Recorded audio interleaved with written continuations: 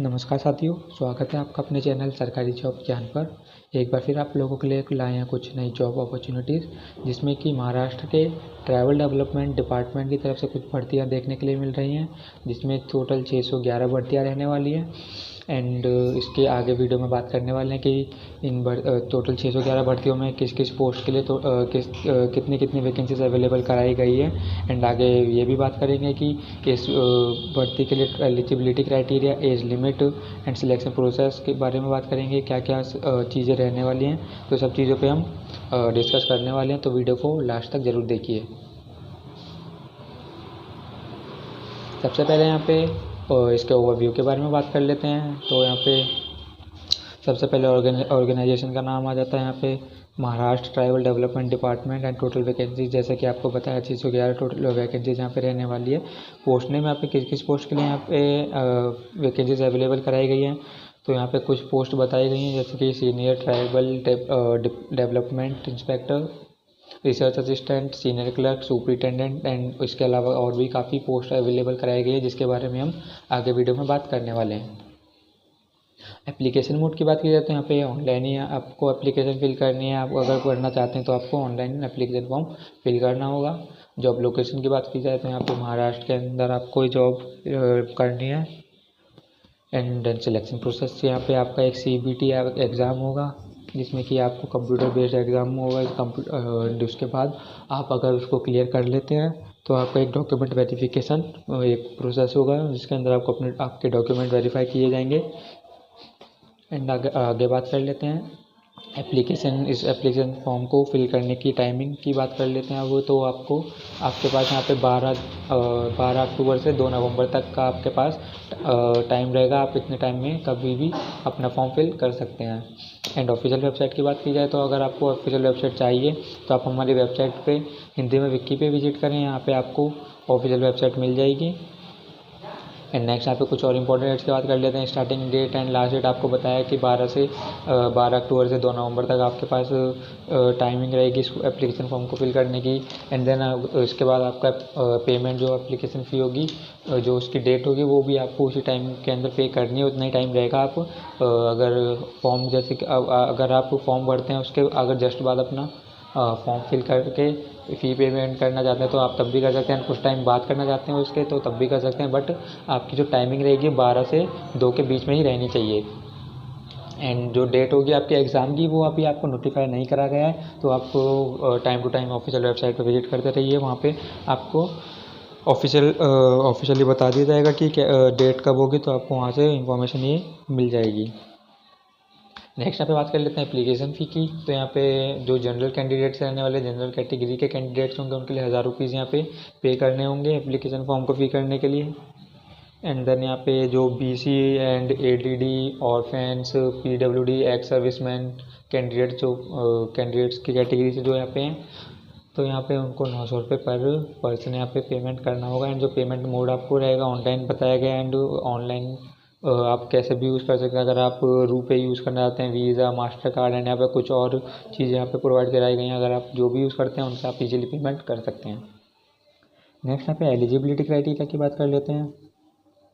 तो यहाँ पे मैक्सिमम एज आपकी 18 साल होनी चाहिए, सॉरी मिनिमम एज आपकी 18 होनी चाहिए, 18 साल, एंड मैक्सिमम आपकी 38 होनी चाहिए। अगर आपकी 18 से कम या तो 38 से ज़्यादा है तो आप इस फॉर्म को अप्लाई नहीं कर सकते, आप एलिजिबल नहीं है। एंड नेक्स्ट यहाँ पे बता रखा है एज रिलैक्सेशन के बारे में। तो जो भी आपको एज रिलैक्सेशन प्रोवाइड कराया जाएगा वो गवर्नमेंट के रूल्स के अकॉर्डिंग आपको प्रोवाइड कराया जाएगा, तो आपको वो उनके थ्रू पता चल जाएगा। नेक्स्ट हमें बात कर लेते हैं एजुकेशनल क्वालिफिकेशंस के बारे में, जिसमें कि वैकेंसी डिटेल्स यहाँ पे बताई गई हैं। तो यहाँ पे सारी की सारी पोस्ट नेम यहाँ पे लिखे गए हैं, कौन कौन सी पोस्ट यहाँ पे अवेलेबल, तो आप यहाँ से देख सकते हैं। एंड साथ ही साथ उसके लिए कौन सी डिग्री आपको चाहिए, यहाँ पे क्या एजुकेशनल क्वालिफिकेशंस रहनी चाहिए, एंड उसकी वैकेंसीज यहाँ पे कितनी है ये भी आपको बताया गया, तो आप यहाँ पे चेकआउट कर लीजिए।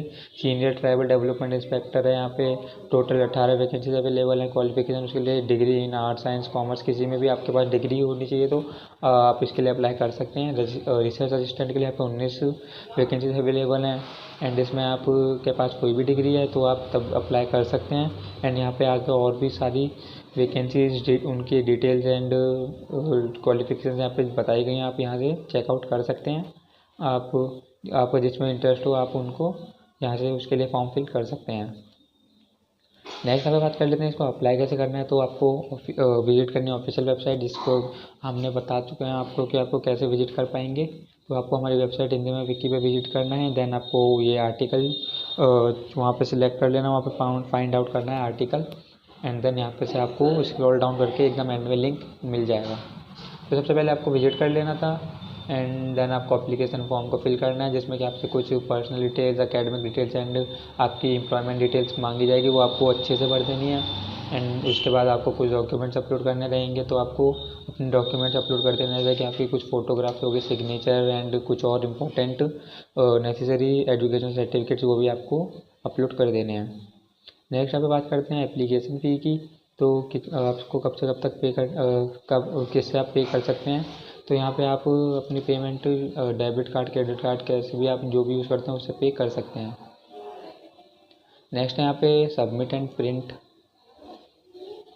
तो यहाँ पे आपको एप्लीकेशन फ़ी पे करने के बाद आपको एक बार चेकआउट कर लेना है कि आपने कुछ भी गलत तो फिल वहाँ पे नहीं कर दिया। आप स्पेलिंग मिस्टेक एक बार चेक कर लीजिएगा, देन उसके बाद ही फॉर्म सबमिट करिएगा, एंड देन उसका प्रिंट आउट अपने पास एक रखिएगा ताकि वो फ्यूचर रेफरेंस में आपके काम आए।